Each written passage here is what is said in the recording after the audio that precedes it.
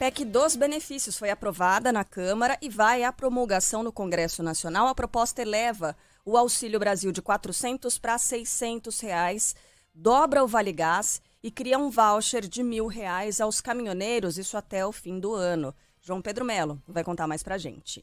Depois de sérios problemas com links de internet, o plenário da Câmara dos Deputados aprovou a chamada PEC dos benefícios, que deve liberar mais de 41 bilhões de reais para ações do governo federal até o fim de 2022. Com isso, a expectativa é de que o Congresso Nacional se reúna ao longo dessa quinta-feira para que a proposta seja promulgada e já passe a valer. O texto cria um voucher de R$ 1.000 para os caminhoneiros, garante o aumento do Auxílio Brasil de R$ 400 para R$ 600 e um Vale Gás de R$ 120 a cada 2 meses.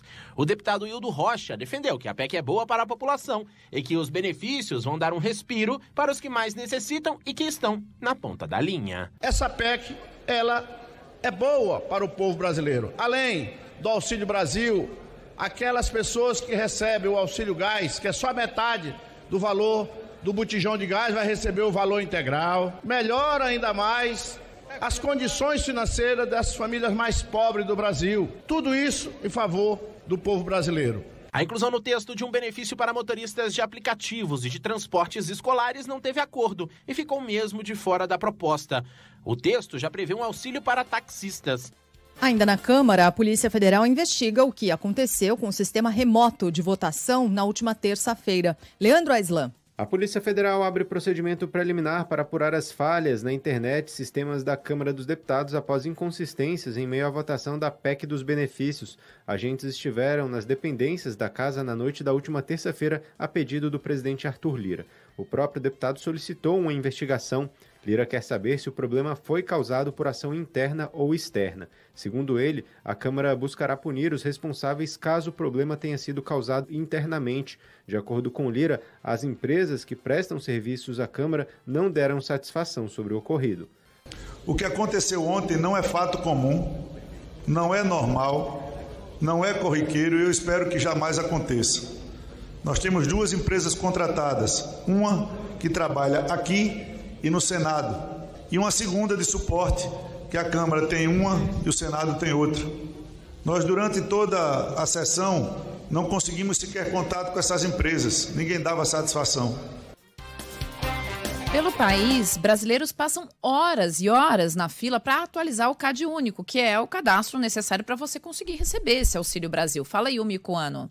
Amanhã é o último dia para atualização do CAD único. Devem fazer o procedimento os beneficiários que têm a última alteração cadastral feita em 2016 e 2017. Os usuários que não conseguirem resolver as pendências vão ter o Auxílio Brasil suspenso. Por isso, a sede da Secretaria Municipal de Promoção Social de Salvador tem mais um dia de longas filas. Revoltadas, algumas pessoas fizeram ontem uma manifestação em frente ao órgão. Quem não conseguiu atendimento por dificuldade de fazer o agendamento, tentou pedir informações, mas acabou voltando para casa. Eu imaginei encontrar aqui, mais ou menos, se fosse muito, assim, umas 30 pessoas, né? Mas, como diz, né, do jeito que está, pessoal, todo mundo desempregado, corre daqui, corre dali. E uma colega minha que mora aqui perto me deu um adredom.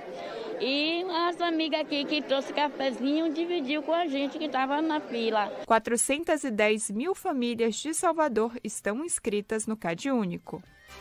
Tem que pensar que são pessoas também que não têm, muitas vezes não têm as ferramentas necessárias para fazer esse tipo de atualização cadastral, muitas vezes não são letradas, né? Eu vou usar um termo que ontem o Renato Meirelles usou com a gente, né, para falar sobre essas pessoas que muitas vezes não sabem utilizar a internet, não têm o hábito. A gente estava falando sobre compras, né, ontem, na verdade, mas cabe também para esse tipo de cadastro, né? A pessoa não tem como fazer, não tem para quem pedir, e aí tem que passar todo esse tempo na fila para conseguir garantir o dinheiro da própria alimentação.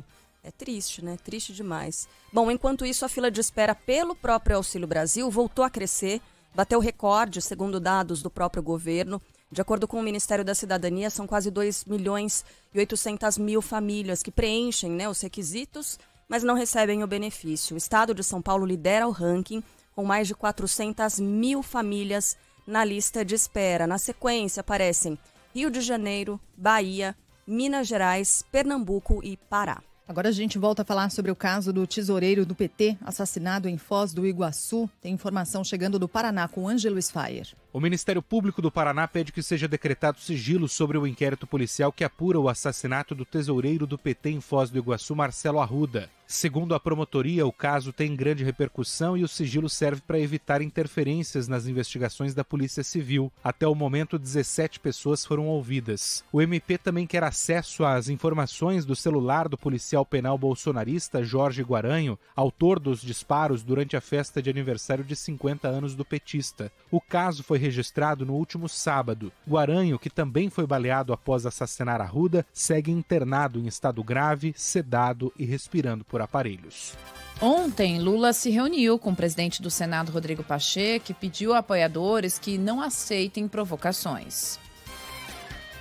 Não aceite provocação, sabe? Não aceite. Se forem provocados na rua, não aceite. Não responda que é tudo isso que eles querem, sabe? Nós vamos ganhar na paz. Na saída do Palácio da Alvorada, Jair Bolsonaro voltou a falar sobre a ligação que fez aos irmãos de Marcelo Arruda. Por coincidência, resgatamos uma foto agora de 2017, eu com o irmão dele que morreu. Que inclusive ele pediu para mim, que eu não lembrava, né? Que eu votasse algo com ele. Eu votei com ele, votei a favor desse petista que faleceu lá. O que a imprensa fala? Não falou com a viúva. Meu Deus do céu. Eu fui lá, o Otônio foi lá, conversou com 2 irmãos. Se a viúva tivesse lá, falaria com ela também. Mas ignorou a viúva que deixou 2 filhos. O tempo todo. Em entrevista à Folha de São Paulo, o filho mais velho de Marcelo Arruda disse que o vídeo da conversa com dos tios com Jair Bolsonaro, está sendo usado para uma possível campanha eleitoral. Segundo Leonardo Arruda, a conversa foi gravada e publicada sem autorização da família. A ligação foi feita na última terça-feira pelo deputado Otônio de Paula, que é aliado de Jair Bolsonaro e que esteve na casa dos irmãos do tesoureiro do PT com o aval do presidente. Gente, é um disse-me-disse, é uma coisa tão rasteira, tão pequena, né? Diante de uma tragédia tão grande, de um momento tão complicado que o país está vivendo. Olha, espero que a gente consiga evoluir com o tempo, né? Porque isso é absolutamente contraproducente, a gente não tem que gastar energia com isso, não. Vamos para o Rio de Janeiro, porque é aquela outra situação, né? Monstruosa, terrível, a Polícia Civil agora apura se o anestesista que estuprou uma paciente durante o parto é, na verdade, um criminoso em série. Gabriela Morgado. A Polícia Civil classifica o anestesista que estuprou uma mulher durante o parto no Rio como um criminoso em série, além do caso flagrado por enfermeiras do Hospital da Mulher em São João de Meriti, na Baixada Fluminense. Outras 5 mulheres que passaram por procedimentos com o médico também desconfiam ter sido vítimas e procuraram a Polícia Civil. O anestesista Giovanni Quintela Bezerra está preso e suspenso provisoriamente de exercer a medicina. Ele tem 15 dias para prestar esclarecimentos para o Conselho Regional de Medicina do Estado.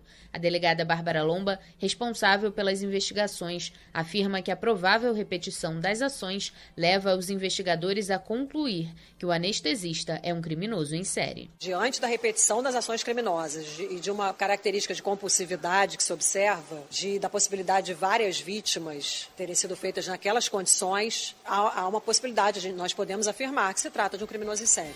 Bom, muitas vezes quando a gente aborda esse caso, algumas pessoas dizem, mas como assim? Como é que eles não perceberam? A gente está falando de crimes em série e é muito possível que isso tenha acontecido somente no dia em que ele foi flagrado estuprando essa mulher, essa mãe que estava sendo operada, passava por cirurgia cesárea no parto dela. Outras 2 mulheres também haviam sido atendidas por ele antes.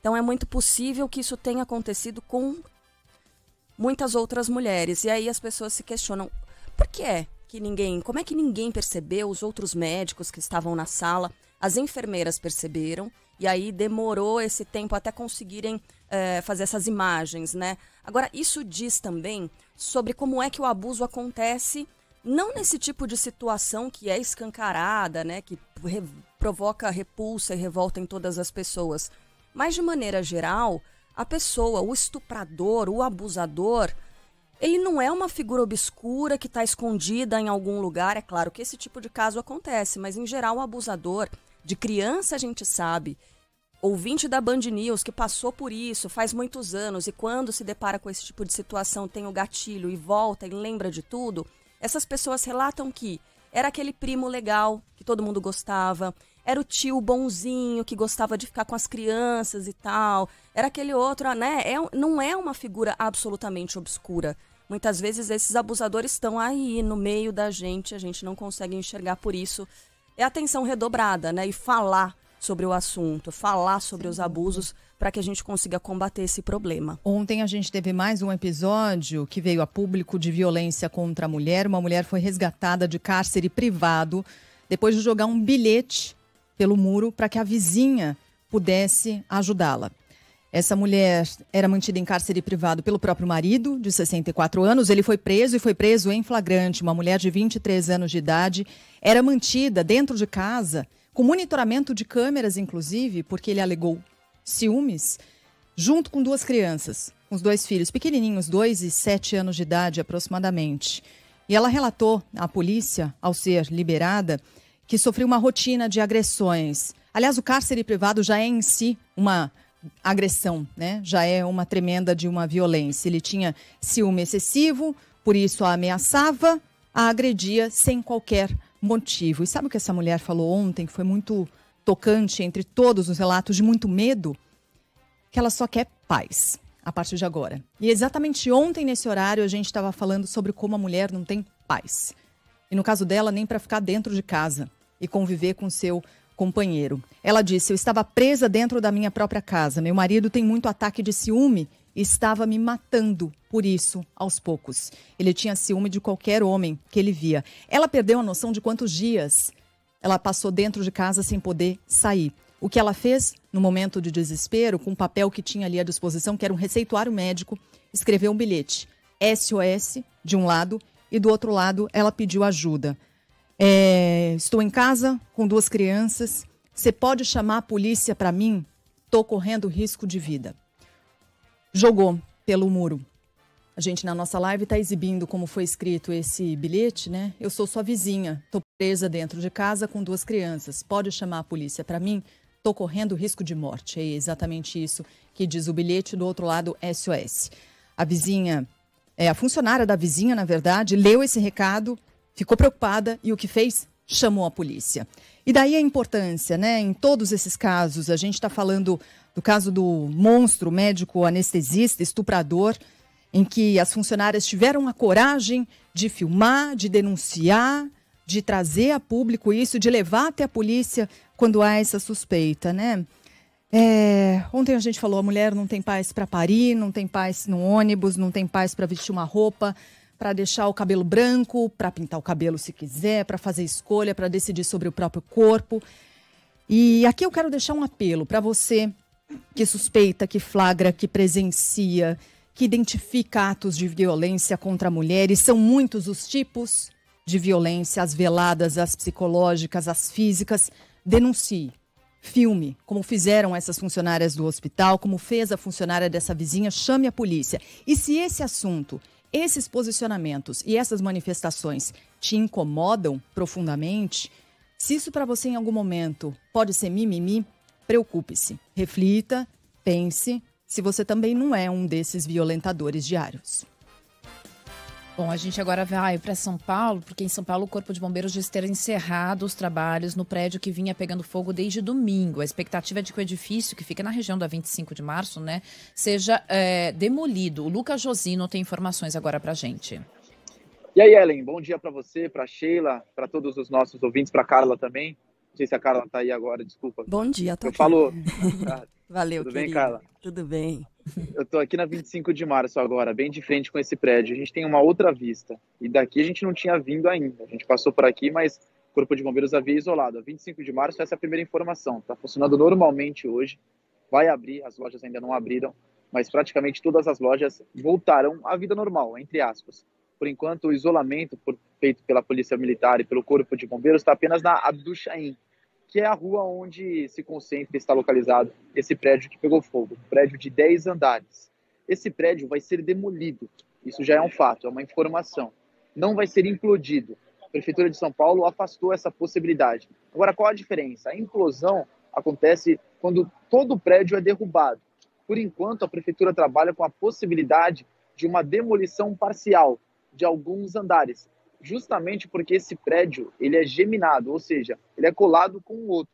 apenas uma parede separa. E uma implosão no meio do centro de São Paulo, principalmente na 25 de março, onde é um dos principais centros de comércio popular a céu aberto em todo o país, causaria um dano muito grande. Teria que fechar a 25 por algumas semanas e isso não é uma possibilidade pensada pela Prefeitura de São Paulo. Agora, os próximos passos serão: a Secretaria Municipal de Obras está analisando e pegando alguns documentos com o edifício. Ontem teve uma assembleia e todos os 79 condôminos votaram para uma solução amigável, um acordo entre ambas as partes. Então, a Prefeitura de São Paulo não vai precisar mais acionar a Justiça. Isso significa que o processo de demolição vai acontecer de uma forma mais rápida. A gente ainda não tem um prazo. Não dá para saber quantas semanas ou quantos meses esse processo vai demorar. A Prefeitura disse que vai ser o mais rápido possível, mas também não deu ainda nenhuma data. Hoje o secretário de Obras virá até aqui, vai fazer algumas análises, imagens de drones para colher mais informações para agilizar esse processo. O que é certo é que esse prédio não ficará mais aqui, ele vai ser demolido, pelo menos alguns andares, e a 25 de março hoje já deve respirar com o comércio, vendendo, assim como acontecia nos outros dias. Com pouca interdição, apenas uma rua interditada e as lojas já reabrindo e o comércio voltando a vender bastante. Carla, Sheila e Ellen. Ainda bem. Obrigada, viu, Lucas, pelas informações. Bom trabalho para você, que eu sei agora que você tem uma série de entradas em outros veículos aqui do grupo. A gente está acompanhando, ainda bem, né, como o Lucas disse, essa retomada aos poucos da 25 de março, do comércio. Ontem a gente ressaltava isso por aqui. É só um ponto de uma cadeia muito grande, na verdade, a 25. Ela serve de ponto de abastecimento de comerciantes de todo o país, que vão até lá para comprar os produtos e revender nas suas cidades, né? Assim como acontece com o Brás, que é um polo de venda, é um polo têxtil, né? Roupas e tal. As pessoas compram para revender, os lojistas compram para revender nas suas cidades. Que bom que está sendo retomado, mas, como disse o Lucas, né? Esse prédio, ele vai ter que sair dali de alguma forma, ou parte do prédio. Se ele não desabar, que é o que a gente espera que não aconteça, ele vai ter que ser demolido. E essa ação toda vai demandar novas interdições, né? A gente vai ainda acompanhar um processo lento e complexo na região da 25 de março. Então, as coisas voltando aos poucos, mas não se iluda, porque ainda os transtornos devem continuar por um bom tempo, né? Por lá no centro da cidade. Agora, uma boa notícia que a gente teve ontem, né? Muita expectativa com relação à análise da Anvisa, e saiu a aprovação da Anvisa. Agora cabe ao Ministério da Saúde incluir o uso da Coronavac em crianças de 3 a 5 anos no Plano Nacional de Imunizações. A vacina do Butantan contra a Covid-19 foi aprovada para as crianças, para os pequenininhos. Mayra de Jaimo tem mais informações. A decisão da diretoria colegiada da Agência Nacional de Vigilância Sanitária foi unânime a favor da ampliação do uso da Coronavac para crianças de 3 a 5 anos. O pedido foi feito pelo Instituto Butantan no dia 11 de março, mas a Anvisa solicitou dados adicionais, que foram entregues nos últimos meses. Foram recomendadas 2 doses, com intervalo de 28 dias. A vacina é a mesma da dos adultos. Para Tatiana Visconde, mãe do Luísio, de 4 anos, a aprovação trouxe alívio. Nossa, um alívio, um desafogo para a gente que é pai, que é mãe, que não pode sair com o filho sem ao menos correr o risco de ser contaminado, não ter uma vacina e parar no hospital. Para que a imunização tenha início, falta a inclusão do uso da Coronavac para essa nova faixa etária no Programa Nacional de Imunização. Para o presidente do Departamento de Infectologia da Sociedade Brasileira de Pediatria, Marco Aurélio Safadi, apesar de correrem menos riscos do que os adultos, as crianças a partir de 3 anos devem ser vacinadas o quanto antes. Há dados de segurança bastante sólidos, mostrando que o perfil da vacina é seguro nesse grupo etário. Seguramente propiciará um benefício à nossa população de crianças. Em entrevista ao Band News TV, aliás, o que tinha de pai e mãe, né? Expectativa, né? Por Nossa, essa alívio, notícia, gente. Que pois alívio, é, né? É muito boa essa notícia. Então, em entrevista ao Band News TV, o ex-diretor da Anvisa, médico sanitarista, Cláudio Mairevich, reforçou que a Coronavac é segura. A Coronavac, a vacina aprovada, ela tem um perfil de segurança excelente, inclusive é a vacina que tem menos relatos de efeitos adversos entre todas as vacinas, pensando inclusive em efeitos adversos leves, que são aqueles mais comuns. Então, agora, esta faixa etária que não contava com nenhuma possibilidade de proteção por vacina, passa a poder ser vacinada, e é importantíssimo que todo mundo leve as crianças para se vacinar assim que ela esteja disponível. A Coronavac está autorizada para uso emergencial já na população adulta no Brasil. Foi a primeira vacina aplicada desde o dia 17 de janeiro de 2021. No dia 20 de janeiro desse ano, aí a Anvisa autorizou a aplicação da vacina em crianças e adolescentes de 6 a 17 anos de idade. O novo boletim da Fiocruz volta a apontar crescimento dos casos de síndrome respiratória no Brasil. Fala, Gustavo Sleman. A Covid-19 responde por 77,6% dos casos de síndrome respiratória aguda grave em todo o país. A informação é da nova edição do Boletim Infogripe, divulgado nesta quarta-feira pela Fundação Oswaldo Cruz. A pesquisa é referente ao período entre os dias 3 e 9 de julho. Segundo o levantamento, 94,5% das mortes registradas no período foram relacionadas ao coronavírus. O estudo apontou para a continuidade do sinal de crescimento no número de casos da doença no país. A ministra Rosa Weber, do Supremo Tribunal Federal, envia à Procuradoria-Geral da República a notícia-crime contra Rodrigo Pacheco, Davi Alcolumbre e Marcos Duval. O pedido de investigação foi feito pelo senador Alessandro Vieira depois do relator da Lei de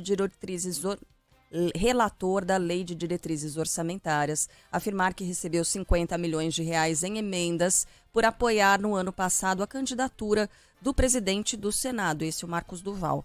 O Rafael Procópio vai explicar essa história direitinho pra gente. A ministra Rosa Weber, do Supremo Tribunal Federal, encaminhou à Procuradoria-Geral da República uma notícia-crime contra o presidente do Senado e outros 2 parlamentares da Casa. A denúncia foi apresentada pelo senador Alessandro Vieira contra possíveis irregularidades no chamado orçamento secreto, envolvendo o também senador Marcos Duval, o presidente da CCJ Davi Alcolumbre, principal comissão do Senado, e o presidente Rodrigo Pacheco. Na semana passada, em entrevista ao Estadão, Marcos Duval citou que recebeu cerca de 50 milhões de reais a partir das emendas de relator, que não precisam ter a destinação clara para serem aprovadas, como gratidão por ter apoiado a candidatura de Rodrigo Pacheco à presidência do Senado. Marcos Duval também citou Alcolumbre nessa entrevista, dizendo que ele também teria direito a 50 milhões em emendas pelo mesmo motivo. Alessandro Vieira protocolou a notícia-crime na segunda-feira e o envio à PGR faz parte do trâmite do processo. O órgão precisa analisar a situação e ver se há motivos suficientes para abrir uma investigação contra os parlamentares. O Comitê da Petrobras finaliza a análise dos nomes indicados para integrar o Conselho de Administração. Fala aí, Pedro Dobal. Deve ser realizada entre os dias 15 e 20 de agosto a Assembleia Geral Extraordinária que vai eleger os novos membros do Conselho de Administração da Petrobras. A previsão é de uma fonte ouvida pela reportagem da Band News FM. Nesta quarta-feira, o Comitê de Elegibilidade se reuniu para finalizar as análises dos nomes que podem compor o grupo. Agora, os 7 indicados pela União e outros 2 indicados pelos acionistas minoritários vão ser apreciados em reunião extraordinária do Conselho de Administração, que também vai deliberar sobre a convocação da Assembleia Geral Extraordinária.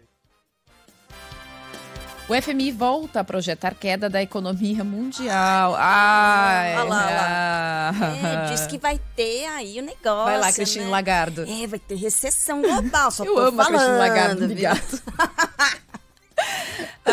No mesmo dia em que a inflação dos Estados Unidos atinge o maior nível em 41 anos. Fala, Arthur Queiroz. Mesmo se a guerra entre a Rússia e a Ucrânia acabar hoje, o mundo vai seguir sentindo os efeitos econômicos do conflito, neste ano e ao longo do próximo, no mínimo. A projeção é do Fundo Monetário Internacional, que vai divulgar os números oficiais no fim deste mês. Antes, neste sábado, ministros das Finanças e governadores de bancos centrais do G20 vão se reunir em Bali, na Indonésia. No último encontro com o grupo, em abril, o FMI havia rebaixado a previsão de crescimento mundial de 4,4% para 3,6% em 2022 e 2023. Entre as principais preocupações mencionadas pela diretora-gerente do Fundo Monetário Internacional, Kristalina Georgieva, a escalada da insegurança alimentar com efeitos graves nas populações de países mais pobres. Nesta quarta-feira, autoridades americanas informaram que a inflação nos Estados Unidos atingiu o maior nível em 41 anos.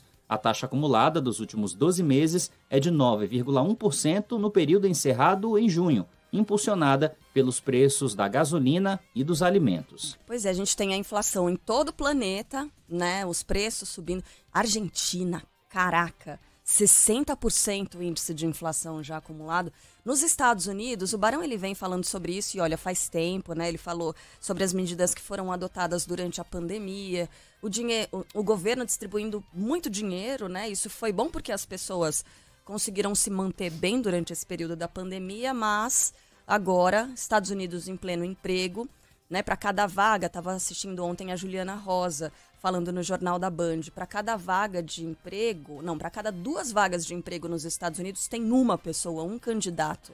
Então, tá difícil de contratar, as pessoas estão com muito dinheiro na mão, estão consumindo muito e isso impulsiona ainda mais o índice de inflação, né, nos Estados Unidos. Então, para tentar conter isso, a gente já conhece, né, esse remédio, o tal do remédio amargo de longa data, que é o quê? Subir juros, né? Aí nos Estados Unidos, subindo juros, segura um pouco o consumo, baixa a inflação. É bom para todo mundo, bom para a gente também, mas aí tem aquele outro, tem o contraponto, né? Estados Unidos subindo juros, aí os investidores que colocam dinheiro aqui vão botar dinheiro lá, porque, afinal de contas, o risco é muito menor. Então, tudo tem os dois lados, né? A Juliana Rosa daqui a pouco vai voltar a falar com a gente certamente sobre isso, né? Sobre inflação global, sobre a inflação americana e blá, blá, blá. A gente vai para o que interessa agora mesmo. Isso. Porque é futebol, porque é Copa do Brasil. Flamengo, Corinthians, Fortaleza e Atlético Goianiense avançam às quartas de final da Copa do Brasil. Não é, Bruno Camarão? Serão conhecidos hoje os 2 últimos classificados às quartas de final da Copa do Brasil. No Allianz Parque, o Palmeiras encara o São Paulo e precisa vencer. Na ida, deu tricolor por 1-0 no Morumbi. Já o Botafogo tem tarefa dura diante do América Mineiro. Está atrás por 3-0 no placar agregado. Ontem, destaque para as classificações de Atlético Goianiense, que superou o rival Goiás jogando fora de casa, e para o Fortaleza, que mesmo derrotado pelo Ceará por 1-0, segue adiante. No duelo entre Flamengo e Atlético Mineiro no Maracanã lotado, o time carioca conseguiu inverter a desvantagem e venceu por 2-0. Já na Vila Belmiro, o Corinthians, com uma grande vantagem, acabou perdendo para o Santos por 1-0, mas mesmo assim se classificou. Bom, e aí os aspectos tristes dos jogos de ontem. Na Vila Belmiro, pelo menos 8 torcedores foram detidos depois de uma tentativa de agressão ao goleiro Cássio. Aliás, teve sinalizador no campo, né, no finalzinho da partida, e agora na nossa live a gente está mostrando as imagens do Cássio caminhando, já havia acabado ali o jogo. O Cássio começa a caminhar, cumprimenta alguns jogadores, quando de repente surge um sujeito, um criminoso, né, porque isso aí não é torcedor. Ele vem correndo na direção do Cássio, não é alcançado a tempo pelos seguranças, ele vem por trás, pelas costas do Cássio, e vem fazendo uma voadora em direção ao Cássio. Não pegou em cheio, mas ainda assim atingiu o Cássio, né? Quando finalmente os seguranças conseguiram conter esse cara, pularam em cima dele e tal. Mas é isso. E, aliás, a Vila Belmiro tem essa característica, né, de não oferecer segurança para jogadores nem para torcedores, nem para quem quer ir lá torcer numa boa. Impressionante o histórico da Vila Belmiro nesse sentido. E, ao final, 8 torcedores detidos. Também teve uma outra história depois de que o vestiário do time visitante do Corinthians estava fechado. Os jogadores não puderam, a comissão técnica não conseguiam entrar, né, para se resguardar, para ficar em segurança, enfim. O Yuri Queiroga vai trazer os detalhes. O técnico Vitor Pereira evita falar muito sobre a confusão que aconteceu na Vila Belmiro após a classificação do Corinthians para as quartas de final da Copa do Brasil. Mesmo assim, ele se referiu à invasão de torcedores e às tentativas de agressão ao goleiro Cássio como algo que não pode ser considerado como futebol. Isto de facto não é futebol, isto não é, o futebol não pode ser isto, não pode ser isto. Quem tem que avaliar, eu não posso estar aqui a fazer muitos comentários relativamente a isto, mas isto não é futebol. Isto não, as pessoas não podem vir ao futebol e desta forma, não é? Desta forma. O Santos não está a passar uma fase boa, naturalmente há muita frustração nas pessoas, mas não podem, isto passa muito para além dos limites, não é? Não pode ser. E no Maracanã também teve confusão. Ônibus apedrejado por lá. O Cristiano Pinho conta o que rolou.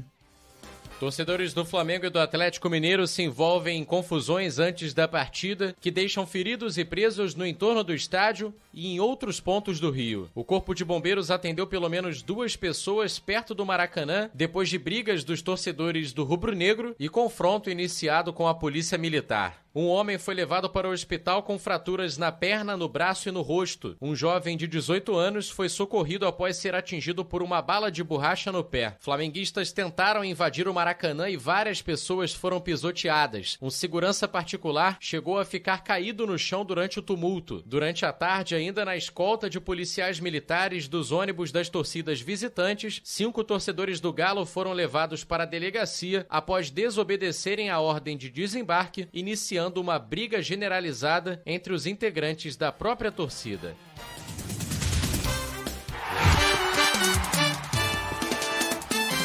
Futebol, com Milton Neves. Oferecimento Perdigão. Manda brasa com Perdigão na brasa. Casa do Construtor. Aluguel de equipamentos. Ligue 0800 200 0217. E Sicredi. Conheça a primeira instituição financeira cooperativa do Brasil. Sicredi. Gente que coopera, cresce.